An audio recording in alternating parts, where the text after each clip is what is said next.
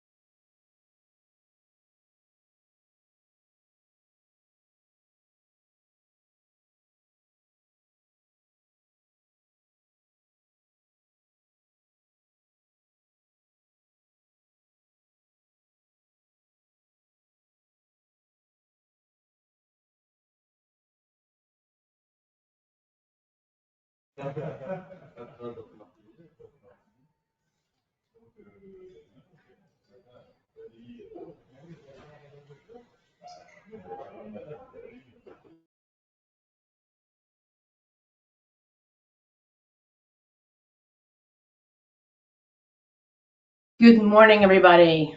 Hopefully, we're all here. Apologies for that.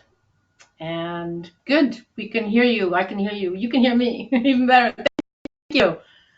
Good that you all are here. Thank you so much for taking the time and for joining us today. We've got a lot to unpack. It's a very big subject. I mean, the future of sales.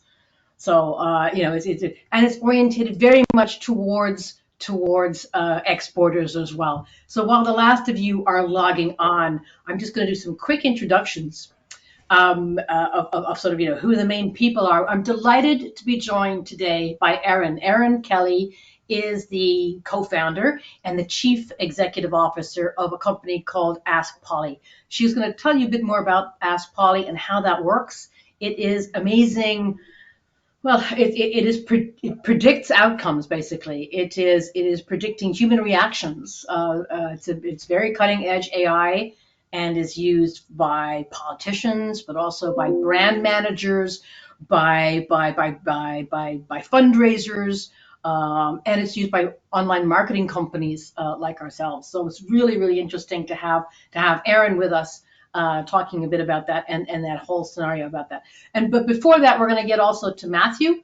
Matthew's going to talk to us. Matthew is the trade commissioner at the Canadian Consulate General. He's been with the Canadian side for about 10 years now and is an absolute expert in very future and forward-looking technologies. He's very well connected in the VC world, in things like that. So Matthew can put a lot of expertise into this subject as well. He's based, by the way, in Miami. But he'll tell you a little bit more about how the Canadian Consulate General and the Canadian government, in a sense, can really help you in terms of allocating resources, and also what is there out there that can help exporters from Canada. And myself, my name is Susanna. I'm Chief Content Officer at IBT Online, and IBT Online. Well, what do we do? We are what's called a full stack online marketing company. So we build websites. We do online marketing. We do small, we do big ones. But I think the most important part is knowing sort of that we have two specialities. We're known for two things. We're known for international and for our ability to help exporters, and we're known helping mid-cap companies. So that's our sort of our poles, our compass points: international, mid-size, websites, international, online marketing. There's tons of things on our websites, including lots of videos that you can have a look through at your leisure, but just know that they're there playing in the background. And I think there's even a sample on the next slide that you could have a look at. But just, if you want to have a browse around the website and discover more about us. Let's turn now to our agenda. In terms of the agenda, we want to focus first on sort of that future of sales. Sort of what is that? And I'm just going to give you a couple of stats, a couple of sort of points, compass points, reference points for the current landscape for especially for exporters or international sales. And then Matthew's going to talk about sort of from the Canadian Consulate, General, and I've put that out as a helping hand. He's really going to say, what does the Canadian Consulate General offer? What are the tasks? Who are the contact points? Where should you go? After that, I'm also going to be talking, asking Erin Kelly to talk to us about AskPolly.ai, and she will run through how that works, how AI is functioning, how AI is impacting and can be used in today's world. And then I want to take back at the end, just giving you some case studies and examples of other companies that have done things like that as well. And finally, takeaways, next steps, Q&A, please. We know you're really busy. We know you're all running companies and busy and all that with your day, your business day. We appreciate that you're taking the time out. Now is the right moment to ask all those questions you don't normally have time to ask about online tools, about AI, about where the future of sales is going, how is it going. Drop them in the chat box. We'll get onto them later. So with that, let's turn to the future of sales and how we sort of start defining it. And I'd like to just give you some big picture stats on basically on the internet, on the online world. And just really to make our point, which is that a lot of the future of sales is going to be happening online with AI and so on. So these are just big brush sale numbers. 8 billion of us on the planet, 5.4 billion of us on the internet, and 5 billion of us using social media. So that's amazing. What's really amazing to me is that 5.4 billion people on the internet for an average of 6 hours and 40 minutes. So if you are a small mid-cap company, if you're a Canadian looking to export, you know where your prospective buyers are and you know how to find them. They're online and you can find them using online tools. And if you are online and using your online tools correctly, they will find you as well. Right. And I'm sure as a Canadian, you say, well, I'm online all the time. I understand that. But, in fact, no, Canada is actually online less than a lot of your target markets.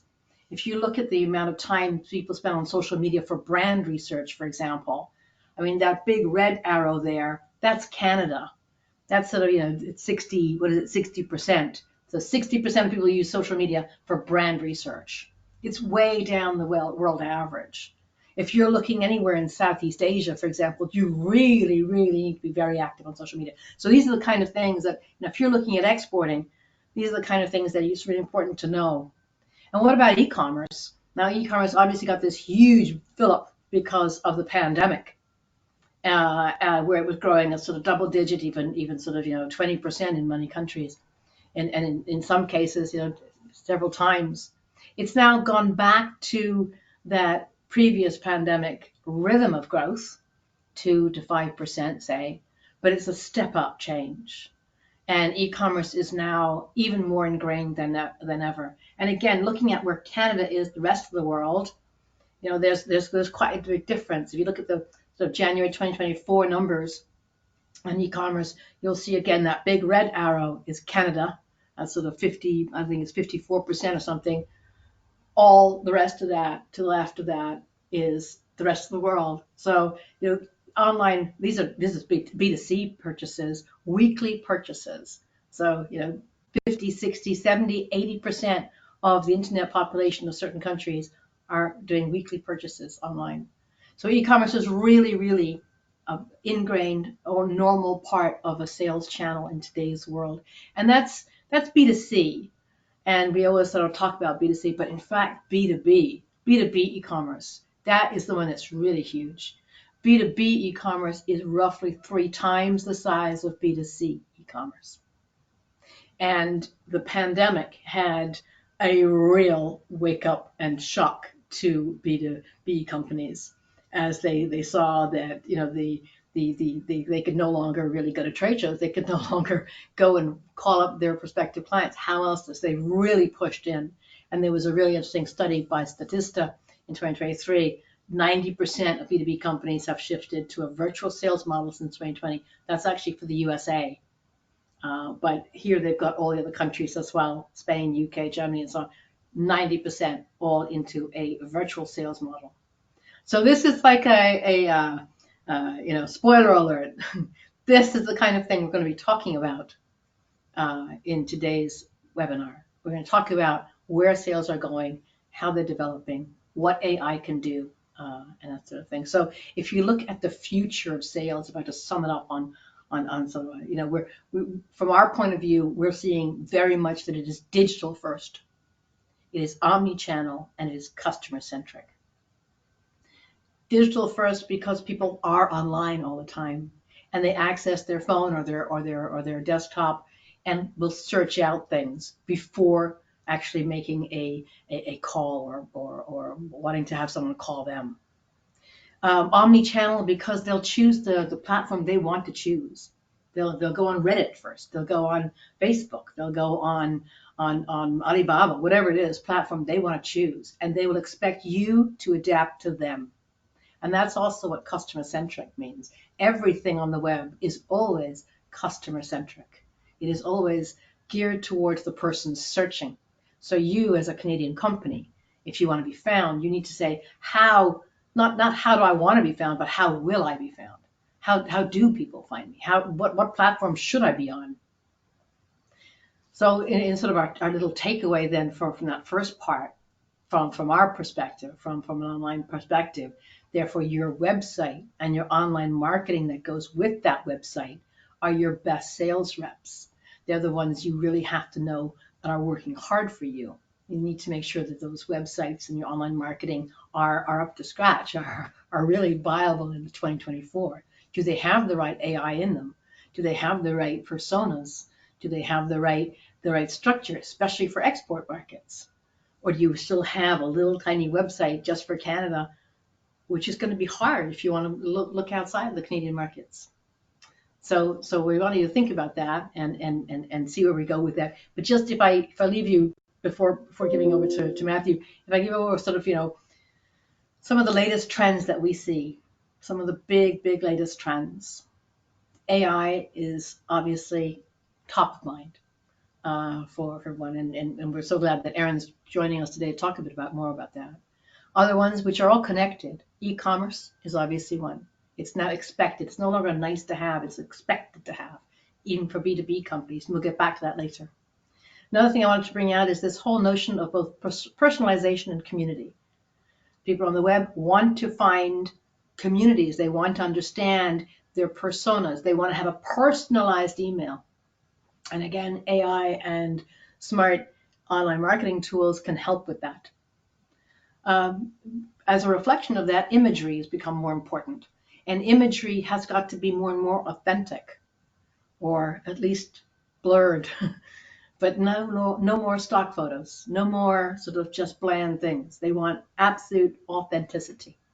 And again, the pandemic accelerated many of these trends and made this more to the point. Social commerce is very big too as a trend, and that's basically buying things via platforms like Instagram. Especially if you're going into Asian markets, anywhere in sort of what we call mobile first markets. This is very much driven by social commerce. I wanted also to highlight the notion of privacy and compliance. Data privacy and compliance are seen as increasingly important. I know that Canadians take them quite seriously, more seriously than perhaps our southern neighbors do, but even the US is really starting to get on board with the fact that people value their privacy more, and people are more and more aware, at least cognizant, of data compliance and what that means. I'll give you one example. If you go onto an e-commerce website and you're not sure about its privacy or not sure about its encryption, therefore its security, you will leave that right away. Nobody wants their brand associated with something that is not safe. So, beware of privacy and compliance going forward. I'm going to leave you now with Matthew, and to talk about sort of a Canadian from the Canadian Consulate General's point of view and sort of the helping hand that can give Canadian exporters. Matthew? Hmm. Let's see. Matthew is muted. My mic and camera were off, so I just There have to you re-kick that go. off. Hi, folks. Thank I'm Matt you. Waldron. I am the Trade Commissioner at the Consul General of Canada in Miami. My background is in product and brand management, and an MBA with a marketing focus and a global development focus. And as she said, for Susanna said, for the last 10 years, I've been with the Canadians, 6 years before that with the Brits.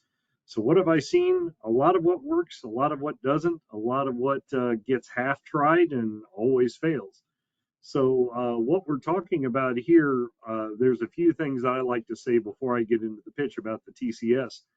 It's two things that you always have to do. Take your export group seriously. Put someone on it as much as you're doing for the same level for a domestic market that's important to you. Otherwise, it's just going to run wild and it'll probably be a waste of time and money. However, why do we encourage export? Why are we encouraging small to medium sized enterprises to do it and via e-commerce? Well, the main reason is that's the fastest, easiest way to get out there. Canadian web usage and our ability to work with that and our logistics is top of the world. And companies that export typically do so much better in the end of the world, of as far as creating jobs, creating income, and of course, as the government cares, paying taxes.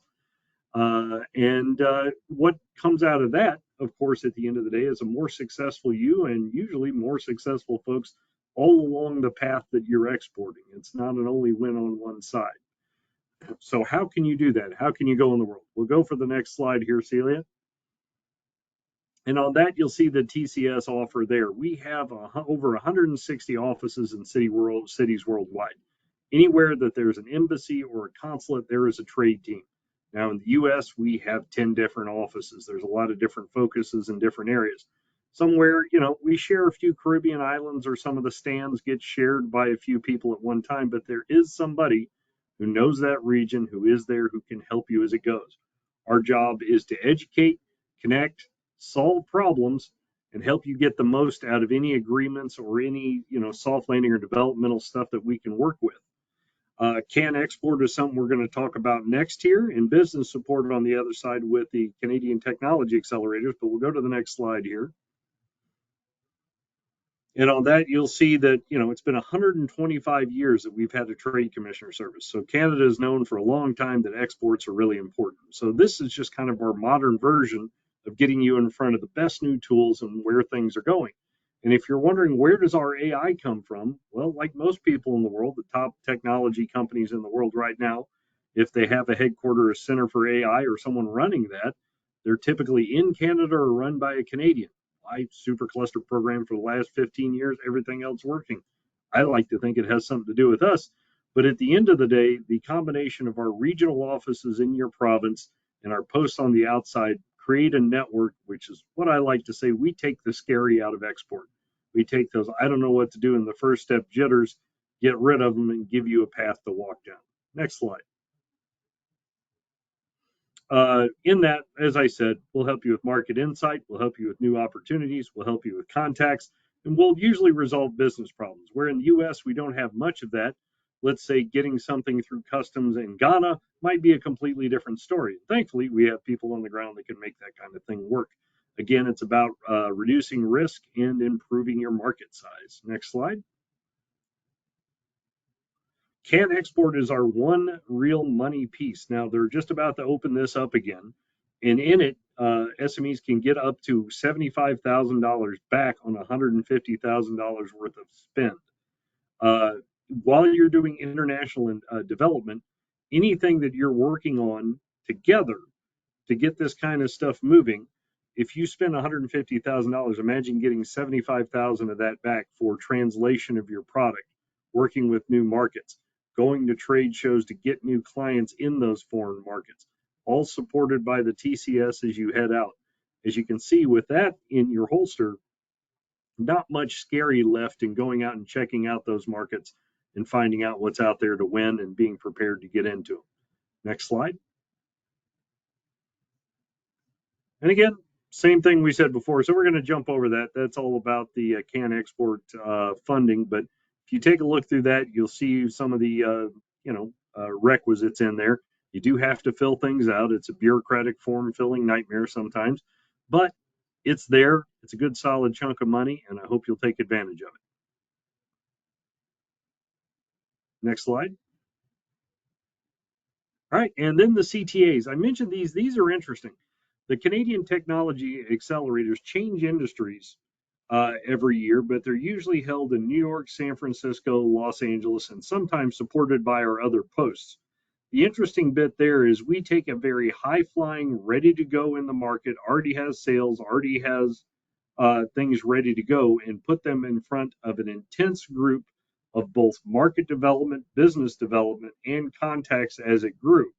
As you can see, the success running out of these has generated hundreds of millions in revenue, created a lot of partnerships, and it's raised a ton of capital out of this. So it's a good one to get into as you've got everybody's eyes on it. It's very what we call a high intensity program. It's a good way to push things through.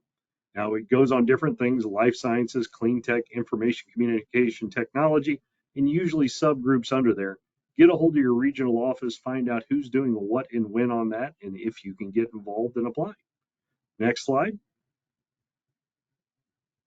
All right, that's the whole group, folks. That's the trade ecosystem. You may have worked with any of these folks before, but all of this branches down from the government, and all of it works through the Trade Commissioner Service, moving this out there on that side. And I think that's about the last slide. Do we have one more? Just our notes there. We'll leave this up there for a little bit. Obviously, the website there, very easy to find, other than the very odd gc.ca finish. But just Trade Commissioner or International works in that spot. The Atlantic region, Quebec and Nunavut, Ontario, Manitoba, and Saskatchewan work together out border in the Northwest Territories, and then British Columbia and the Yukon. But just sending out that email to one of those folks like there, or just searching them on the internet, will certainly help you get your first step started. Find out what resources are available to you and what network you may have been missing or didn't know fully about. And of course, you can always get a hold of me, and I believe all my contact information came in with this webinar. So we'll talk to you Matthew, soon. we wanted to have a slide, a poll while we're talking about this as well. Oh, okay. Just to see if people are doing business already internationally. If so, are they already exporting? If so, or do they go from a local partner? Are they still thinking about it? And just while they're doing that, just maybe you could answer a quick question that's come in from Richard.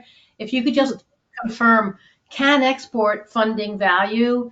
Is it 50,000, 75? What is the, on the slide said 75. It does slide around. I'm hoping they've gone back to 75 at 150. It could go down to 50 out of 100. It could come back to 40 out of 80, just depending. Everybody's taking a haircut coming back from COVID spending and that kind of thing. So there's just not quite the budget there. I think we're seeing a definite winner there. We've got a chunk of just thinking about it, but more doing it online and via the local partner together. Yeah. Nice. Fantastic. And thank you very much for being so active and doing that. Let's close that poll now, and let's turn to Aaron. Aaron, let's talk a bit about. Hold on, where is Aaron? There's Aaron. All right. Hi, everyone. Thank you, Susanna. Hi, everyone. So if you are going into new markets, you are going to want to research that market. I'll give you some ideas of case studies that we've done. By the way, this is all done by AI. It's instantaneous, it's self-serve, and therefore affordable. So if you're a small business starting out, this is going to be, without question, your most accurate and most affordable option for doing research in any market. Ask Polly speaks every language. She can go into any market. And she could measure whatever traction that you might be having in that new market that you want to measure. So you want to be able to tell your channel partners, etc., the demand for your market. So let me just give you a few examples of things that people have used us for when going into new markets. Well, if you can go back, Celia, I'll let you know into advance. I'm just going to describe some use cases here for you. Both large and and small companies use Ask Polly. Retailers have used her to say, hey, we're going to open up, say, a pharmacy in a new location somewhere in this province or in this country. You want to know where you should put it, which location will be best. Well, Polly can go down into neighborhoods and say, in this neighborhood in the province you're looking at, people are most upset with their current provider, and so they'll be most open to a new competitor coming in, and here's how you should talk about it, because they're upset because the prescriptions are wrong or the pricing is not good, and so you know what you should talk about when you go into that jurisdiction. So Polly can test your messages. She can tell you what places are going to be most valuable.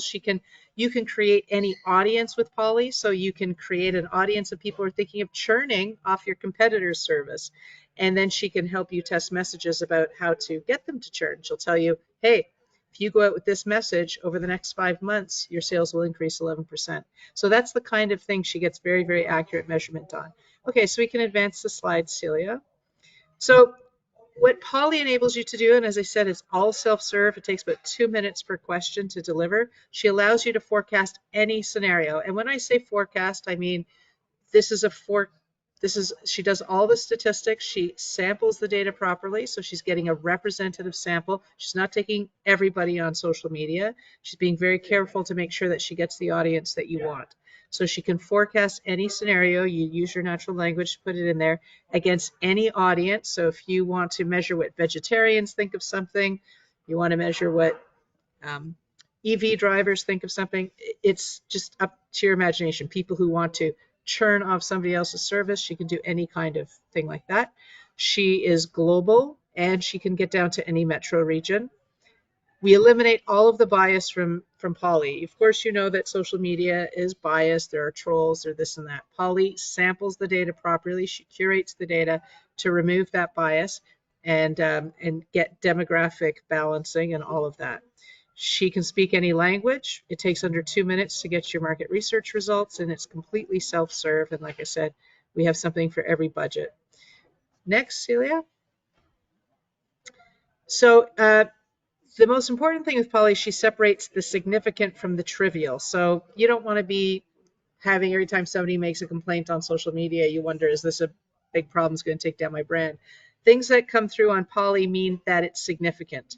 So either like a lot of people are praising you or a lot of people are criticizing you. It means you have to take action if you see it on Polly. So these are audiences that are representative of the population that you're measuring. So it does probabilistic sampling. She has independence within the sample. That means she gets across social bubbles. So if Suzanne is in the sample, then Matthew won't be in the sample, because we can see that they know too many people in common, even if they're not connected directly. They hang out in the same bubble. And it's an AI that speaks internet, meaning all the memes and things like that that are on social media, Polly is able to interpret them and keep up with them, so she keeps up with the lexicon. Next, Celia. Very important that this is very different from social media listening. Social media listening is everything that is said about you. It's mentions, it's sentiment. Polly does crosstab opinions. So she tells you that your audience is saying this. It's not every mention. She looks at the motives and drivers, not the sentiment of what people are saying, but why. And she'll tell you very precisely. Sentiment is, I like a Tesla. Doesn't mean you're going to buy a Tesla. Stance or intent says, I'm going to buy this. And that's what Polly does. She does an intent analysis. So do they intend to buy your product? If not, why not? And what can you do to change that? So she measures significance and not trends. It's not up and down. It's this is what matters. This is what you have to pay attention to. Next. So she's not a social media listening tool. Our work is very scientific, obviously. We've been published by the National Academy of Sciences, the IEEE. We've done over 30 elections and referendums, and the results have been published in Springer Verlag, which is the journal that publishes science. Einstein. All that to say that when scientists want answers, life and death decisions, when Polly does all foodborne illness tracking in Canada for the Canadian government, drug recalls for Health Canada, when scientists have life and death decisions, they ask Polly. They don't ask Nielsen or Ipsos or any of those. This is hard science. Next. And it's because we have millions of posts. Some agencies that use Polly today, the Public Health Agency of Canada, Health Canada, Genome Canada, Ontario government, the Auditor General, the Department of Justice, the Transportation Safety Board, you name it. So this is, they've had, the government has kicked the tires on Poly's algorithms. Next. It also means that if you have studies you want to show to the government, they take Poly seriously. And these are some of the brands that use Poly: GM, McDonald's, Toyota. Like I said, of course, we're putting up the big names here, but we also have a lot of small companies and strategists and agencies that, because it's, like I said, we've got a budget for everybody. Next. We've also been on TV a lot, so we are the official pollster for CTV and TVO. Again, we're not a political science organization. It's just that Poly's accuracy is so valued that we end up being on these programs because of her accuracy. Next. And of course, a whole bunch of other media, Forbes, Wall Street Journal, BBC, all publish Poly's results. Next. Okay, so some examples of output that you would get with Poly, just to show you a bit of the things that you can do. If you can forward, Celia. So, like I said, she does forecasting, so she can tell you if you want to get more people visiting Florida, for example, then you have to talk about, in this particular case, which I think was like in January, Tampa, Key West, Disney. If you talk about the Kennedy Space Center, no offense, or Universal Studios or South Beach, you get fewer visits. So she can tell you that ahead of time. And she shows you see the lift there, 41%. The green is if you put in the new messaging, the orange is without the messaging. So she's able to really tell you how to change your messaging to get more lift. Next, that's the forecasting messaging. Poly can also tell you what's trending in the geography that you're looking at. So when you go into a new geography, you want to be in that bottom right, which is the emerging. This is some work we did a while ago on diversity, equity, and inclusion. What are the things that people are talking about? So you get your marketing materials ready when it's in the emerging space. So you see, we did this quite a few years ago, but land acknowledgements and things like that were starting to emerge. By the time you get to mainstream, everybody's doing it, so you're not standing out. You want to be the person who's starting to say it in the emerging, so you look like a thought leader. And Poly tells you too when your message is stagnating or when it's dormant, you have to change your messaging. So again, she can give you some of these concepts ahead of time. Next. She does conjoint analysis. Actually, this is a net recommendation. So again, once you're in market and you want to see how you're doing compared to the competition, this is, of course, using airlines in Canada. Back in 2022, when everybody was hating on their airlines, what this means is that if you flew Sunwing recently, you were calling up your friends. When it's negative and negative territory like that, it means that people, even without being asked, they're calling up their friends and saying, I had a terrible time, don't fly this thing. Whereas the Transat people were the happiest. If you ask them, they said, yeah, it was good value for what I got. The plane flew on time. It wasn't too expensive. It wasn't luxury, but I didn't pay for luxury either. So Air Canada suffered because it's a more expensive airline, and Sunwing because a lot of people got trapped, as you recall. Next. Same thing. So this is a conjoint that you can do. It's what people are willing to trade off about your service. So here it's saying if you're the Miami Dolphins, they don't care as much about who the quarterback is, free agency, player development, as long as you give them a good fan experience and community involvement. This is very different from a survey. In a survey, people say, yes, give me everything. I want the great quarterback. I want everything. But this is when the AI does an analysis of what people are willing to trade off, because when you're running a business, obviously, and you've got issues, you want to be able to focus on the things that are really important. And if I could insert in something here, 20 years ago, this was very hard to get this poll data because people have their own biases, focus groups have issues. Getting that trade-off analysis is insanely difficult in most cases in large batch. So anyway, just wanted to put in there that this turns something that used to be months long into how long?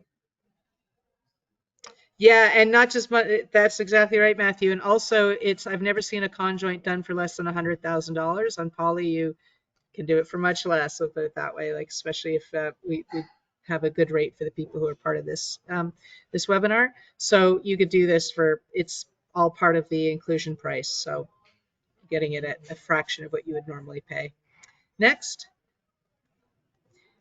You can also do customer journey mapping. So again, with the airlines, it's showing that if you're Air Canada or Porter, people are happiest about the food and beverage, not so happy about the boarding process, probably because it was late, and then ranks your loyalty programs and all of that, so you can see where you're doing well and where you're not doing well in your market. Again, we do this globally. Next. We did something similar for Via Rail, customer journey map. Next. This is, again, the drivers, so showing at a conjoint where, between, again, it's what's really going to drive sales for you and what's taking away your sales. Think of this as like every step of the process that you work with your customers. Polly is ranking how well, and again, like I said, significant. So you see down here right in the middle, financial advice and convenience of banking services, a minus 68. So that's where they need to improve. Next. Another conjoint. So this was when grocery prices were with grocery inflation. So what do you focus on? Is it the fresh produce, all that? No. Variety of brands and customer service is why people go to Loblaws. If you get rid of those, your customers will drop. You can keep your prices a little bit higher if you give them those variety of brands. Okay, next. Great. So that's where you can reach me if you want to take a photo of that. Like I said, really, really important to stay on top of that, because your markets, when you go internationally, will be very different from your domestic markets.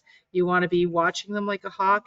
And with Polly, you can do it every day, unlimited, by the way, as many questions as you want to ask. And that's what I always say with market research. Market research, people always ask me, how do you get insights through market research? Market research, by testing a lot of hypotheses. Market research doesn't give you insights, it tests hypotheses. So the more you test and the more often you test, the more likely you are to stay ahead of your competition and find that insight that allows you to compete better. So test often. It doesn't cost you any more with Polly to test every minute than it would to test once a month. So there you go. Thank you very Erin, much. thank you so much, Erin. Let's have a quick poll as well, just asking the audience if they wanted to learn more about Ask Polly. We could then direct them to the website, and they could get more information. You have a lot of resources. There's blogs, white papers, an FAQ, and I know we've got questions at the end as well, Erin, but there's just one question that's coming that might be pertinent. Modeling AI tools take resources, take information and data from certain areas. Which ones do you take? Where are you drawing? Where does Ask Polly draw data from? Yes, great question. And I forgot to mention, Polly is the first zero-shot AI in the world, which means she does not need to be trained or pre-trained. So when you put things in there, she doesn't need to, go find out what it means. She can learn on the fly.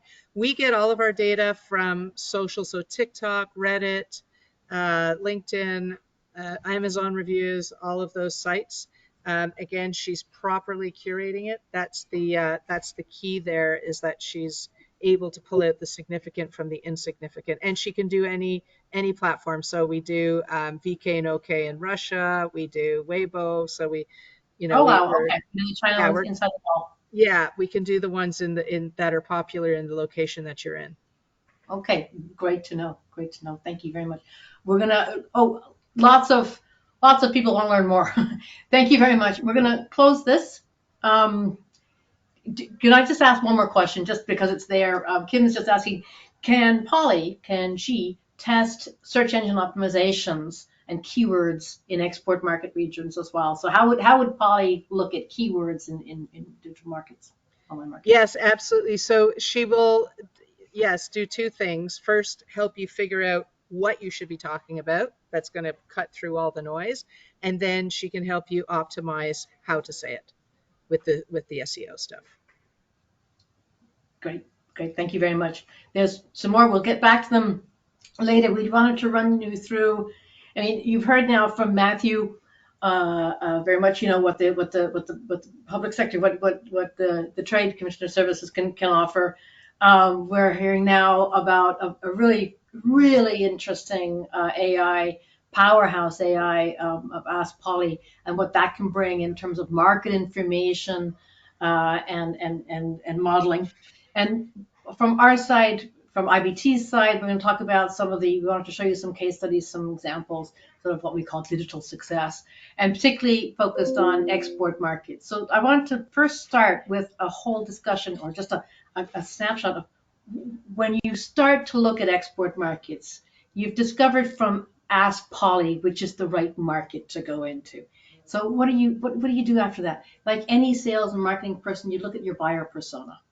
You look at the buyer persona in those markets, and the buyer persona in your export market, even if it's across the border in Vermont or somewhere close by, is going to be a little bit different from your domestic one that you've grown up with intrinsically.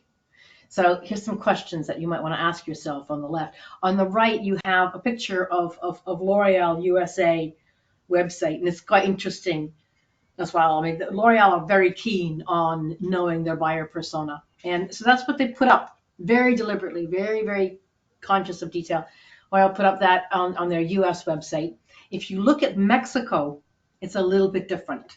It's still L'Oreal, so everyone's got great hair, right? But it's more collegiate. They're all sitting around together in this sort of huddle, and there's two men in the picture as well, which I find interesting.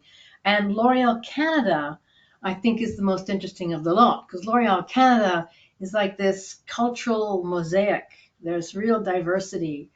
So L'Oreal have identified the buyer personas in those markets that they want to show, and to identify, so that their buyer personas in those markets identify with them, which I think is an interesting way of showing. Let me give you another example of how different buyer personas in different markets react in different ways. Okay, so this actually is a screenshot from Facebook. It's a little bit dated, but it's just so staggeringly revealing to me that I've kept it. It's Canada versus Mexico for a Facebook ad we did for a client. Same time, okay, one's in Spanish, one's in English. And we were, to get 1,000 engagements in Canada for a little, is not bad actually, because we're not always that great about clicking on things. We got 20,000, over 20,000 in Mexico. Same ad, same time, same cost. So we, 20 times the reaction and engagement level, Mexico versus Canada. If we looked one step further, so that's engagement, that's our vanity likes. If we look one step further, sorry, this is a little bit harder to see, but you'll see the bar graphs here. There's red and blue and yellow and green. The yellow and green are, where do I buy this? How do I buy it? And the blue and red are those engagements. So the yellow and green are almost the same size in Canada versus Mexico. So Mexicans engage 20 times more than a Canadian, but convert at the same level as a Canadian. How about that? So those are different buyer personas. So you will need 20 times the engagement in Canada than you do, in Mexico than you do in Canada. But you can react and engage with a Mexican audience in a very different way than you can with a Canadian audience. So that's just an example of buyer personas and how they can differ over different markets. On the next slide, Kim, you mentioned sort of keywords and things. It is so important to get the keywords right. And again, if you get them wrong, then you're just handing money over to Google for nothing if you're doing ad campaigns. As an online marketing company, we use a lot of AI. We use a lot of different platforms and different systems and different tools to try and make sure that we've got the right words, and it's all in the detail. And I think the example with Ask Polly is really interesting because, again, it is in that very fine tuning of the detail where you get the engagement and where you get the actual answer for things. So again, just like with a keyword, it's important to have the right keyword for the right market. So just putting it into sort of one aspect, if you were to say, what does it mean to localize your presence, to localize your website, to localize your online presence? Basically, it's about respecting your local buyer persona. So respecting the person who you're trying to get to engage with you, whether you're a widget maker or a service company or whichever, you want to put yourself in their shoes. How do they react to me? How do they find me? How do they engage with me? How do they trust me along that buyer's journey, gaining enough trust to actually fill out a contact form, or even better, an e-commerce form? So it's all about those. Going global means going local, respecting your local buyer persona. And with e-commerce, It's actually probably even more so. You really have to make sure that you are very relevant to the local buyer. The payment methods, the third-party integrations have to be what the local buyer expects. So if stepping back a second, if you're going to look at your international digital strategy and say what are the prime things that I need to have, where do I have to step up onto this, I'd say there's like 5 big steps that you want to go on that international strategy for online sales. Obviously defining the goals and the marketing objectives of both, and then deciding on your markets. And again, you can get help from that with Ask Polly, or also with Matthew's network. And then in terms of your web presence, your existing web presence, figure out how your website needs to be more international, how it can be proactively international. Do you need another website? Do you need second websites, your third websites? Do you need subdomains? Do you need something that shows that you might manufacture in Canada but ship to the world? I do insist that you at least think about e-commerce. What kind of e-commerce do you need in today's market? And then for us, very importantly, to make sure that you get everything lined up absolutely before you start. The web is it needs to work well right from the very beginning. It's really not a good look for your brand if you're having to relaunch things several times. I'm going to go quickly through the next couple of slides just because I want to save some time for questions afterwards. So just some quick slides here. I wanted to highlight, this is a company, it's actually a US company, but what's interesting to me was that they sold mainly through retail. And they found that their brand was consistently being underpriced by imports. And they were losing brand authority. People were no longer looking at their brand, and they felt that they had a qualitative difference to the low quality or lower quality imports that were coming in, but they couldn't distinguish that. The only thing that was distinguishing was price. And so they said, okay, how do we gain our brand? How do we build a brand awareness? And they decided to do that online and online only. And I think their sales are up about 45% since they decided that 3 years ago. So building brand awareness, focusing all the attention on the brand awareness. So what does it mean? What are our values? Building that so that the sales increase, but it's about really your brand is the only thing that's helping you against brand price erosion. So that's an example of using websites and online marketing and very dedicated, very focused e-commerce to build brand awareness on that. On the next slide, I wanted to highlight a company called Hartrue.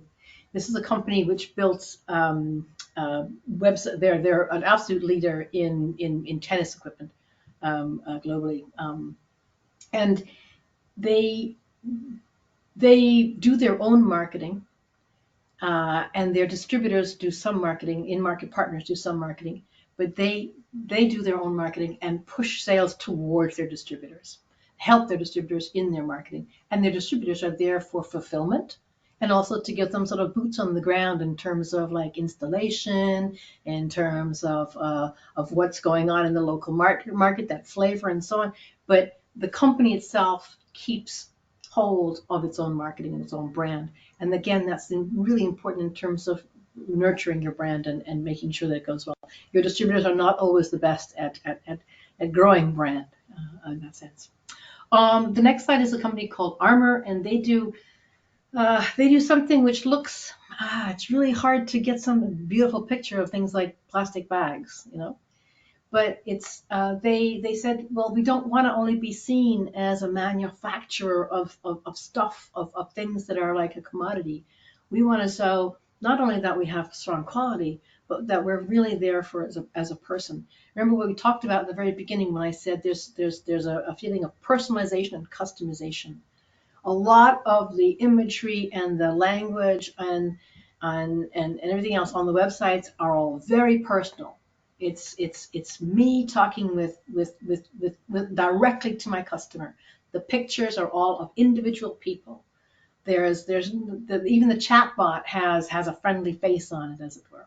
It's about that personalization and customization, even for things which look like, well, they look like plastic bags from a distance. So they look like too much. So it's harder to get that brand awareness.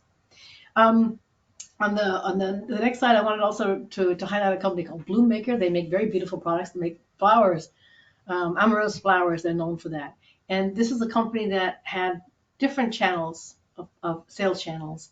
They sell through Walmart, Amazon, but also through social media and on their own. So they have diversified the levels of sales channels possible as much as possible. And I've listed a couple: Amazon, Walmart, Pinterest, Facebook, WhatsApp, and so on. They are on just a huge variety of sales channels. They've sort of gone very, very wide. And that's a strategy to take if you've got the resources and but it's meeting your customers where your customers want. It's not saying I like being on Amazon, therefore, or I like being on Facebook, I'm only going to be on Facebook. Well, what if your clients are not on, a lot of your clients won't be on Facebook, they'll be on something else. So it's meeting your clients where they want to be met. And I guess one of the last examples, or my second to last example I want to give is a company that is also global and has just a multitude of distributors. And the distributors are master distributors, so a multitude of places of retailers who could find you. So you can buy their products in for example, I've given a map of Mexico. I think 100 different, 200 different places across Mexico, at least. So how do they manage that, and how do they do that? And there's two ways that they found that. One is to coordinate, similar to Hartree, that example I gave, coordinate and control all marketing. So all the brand, anything that goes out about the brand is controlled by the company. And us basically, they're one of our clients. And so everything is looked at centrally. So it's not the distributor putting out their own stuff of whatever they feel like. Everything is controlled by the company. And the company generates leads which it then gives to the distributors. But the company also says, we offer you a whole bunch of resources. So the distributors can have resources which they can get through distributor portals on the website. So all of these are digital tools in the way that you can see sales going forward using online tools. So that the distributor portal, in this case, allows distributors anywhere in the world to access all the right data sheets, the right specs, the right pricing, any new products, all at the same time, all managed centrally by the company. The last example I want to give is just something that we're seeing again and again. B2B companies embracing e-commerce. It's what we talked about in the very beginning, sort of the e-commerce revolution, as it were, e-commerce. And here you have an example of a company doing e-commerce, but it doesn't end with a payment and fulfillment gateway. It ends with a build a cart. And this is a solution that, in fact, a lot of the B2B companies like very much more. The pain points of e-commerce are typically payment and fulfillment. So this solves some of those problems. So, but allows the prospective client to choose the products they want. I'll have 5 of those, 2 of these, 6 of those, put them in a cart and say, request a quote. How much will that be? How much is that? And that allows the salesman then to pick up the phone and say, here, let's talk about that. You asked for a quote. How we can, what's the pricing point here? That allows, basically, you're allowing your website to create a sales qualified lead, or at least a marketing qualified lead for your salesman to then pick up. So there are no cold calls in this. This is a client saying, these are the products that interest me. Request a quote, now you can give me a call. So that is a fantastic way of allowing your salesman to have a good foot in the door. I just wanted to highlight one last thing before we sort of wrap up, which is return on investment. We have talked a little bit about sort of AI. We've talked a little bit about e-commerce. We've talked a lot about the web.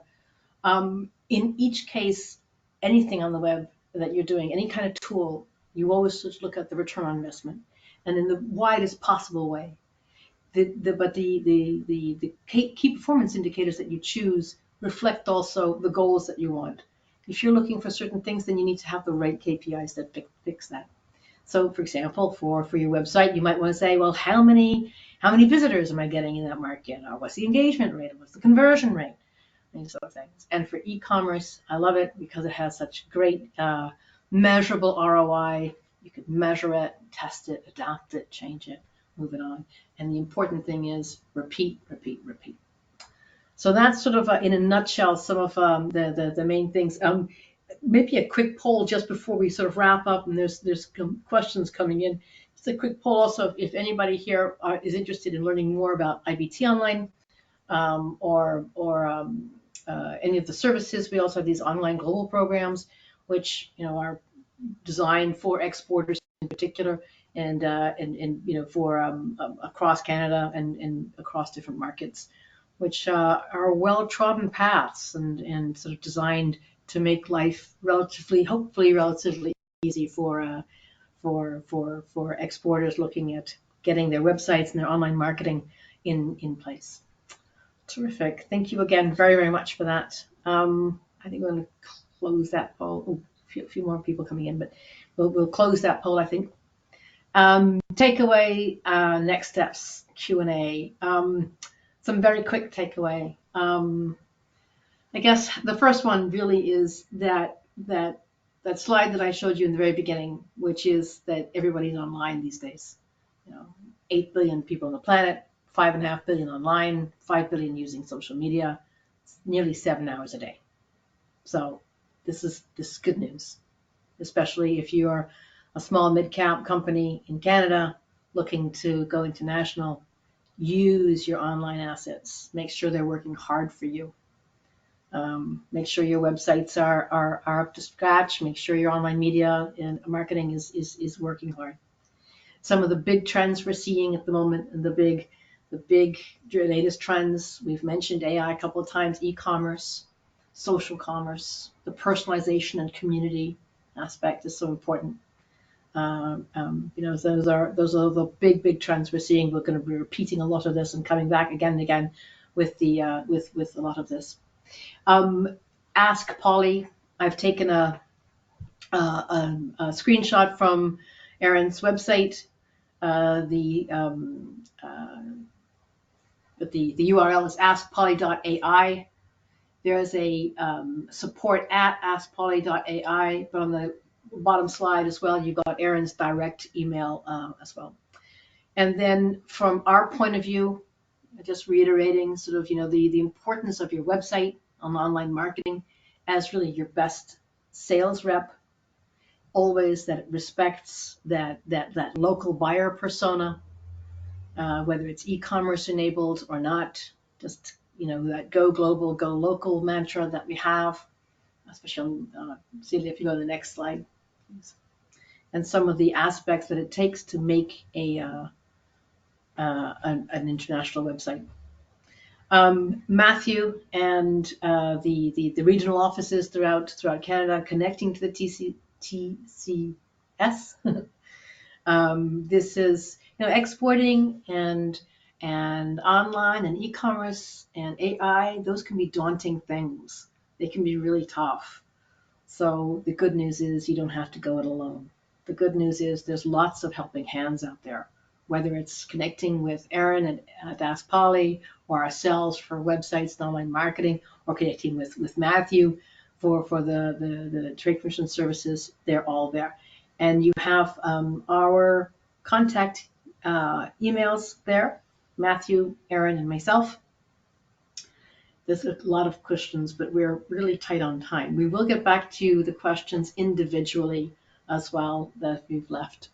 There's a couple of people asking, yes, you will receive a recording of the and the slide deck tomorrow in your inbox.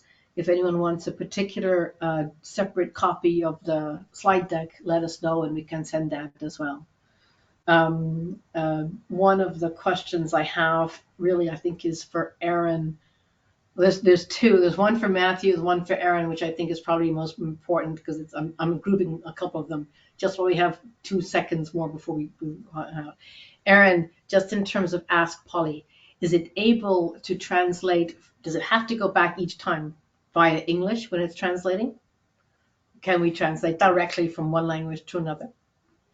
Well, the way Polly works right now is if you ask, so you can either ask the question in English and it does the translation for you and brings back the results in English, or you can ask it in your native, like in the tongue that's there. So if you want to query it in Spanish and you're in Mexico, it'll bring back the responses in Spanish. So two options. I don't know if I answered the question accurately. Thank you very much. Another little question.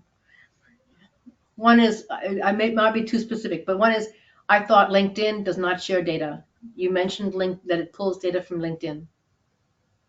Yeah, we don't use the API, so we're Okay, looking at sites the way like a person would. So if you can see it with your eyes, you can see it with Polly. That's how I phrase it. good to know. You don't have to get inside to scrape things. One of those great, ugly, but effective things, the net scrapers. Okay. Matthew, one thing is just another question about the Canada export. Is Canada export valid for AI integrations?